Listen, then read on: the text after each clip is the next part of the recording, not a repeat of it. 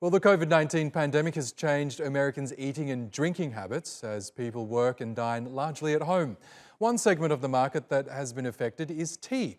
With health concerns front and centre, people are turning to tea to relieve stress and improve their well-being.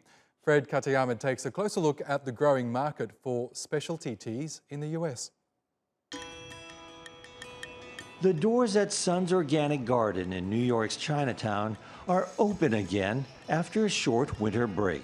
Customers are flocking to the shop, which sells hundreds of teas from around the world. I just found out about this place during the pandemic, and I've been coming every weekend. One of the silver linings of the pandemic has been that people have been forced to slow down and spend time at home and take the time to do things like drink good tea. Over the past year, Sun's Organic Garden experienced a decline in purchases from tourists and in-store customers. So the primarily brick-and-mortar shop shifted gears. Its online sales and mail-order purchases are now up around 75% since the pandemic began. I think there is this trend towards wanting a healthier lifestyle. Tea is also delicious and it's also very comforting, and so it's actually a very easy way to incorporate into doing something positive for your health and wellness.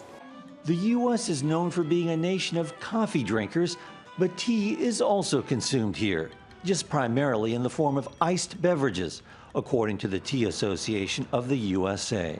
That changed in 2020. Tea sales in the food service sector declined nearly 70% as restaurants, cafes, and offices closed. But online sales and at-home tea consumption gave the industry a boost.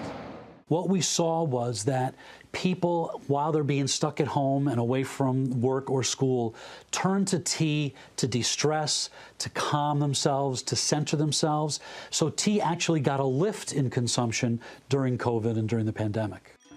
In-home consumption of tea grew more than 18% in 2020, according to the Tea Association. We had the largest single-year growth in sales in my lifetime in the tea industry. A lot more purchasing took place online, particularly for high-end specialty teas. Harney & Sons, for example, says growth in online sales skyrocketed in 2020, 5 times their usual annual growth rate.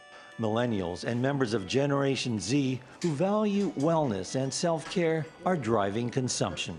I feel like there's been a big movement to healthier lifestyle, and when you learn about what different teas can kind of do for you, I think that people have been attracted to that.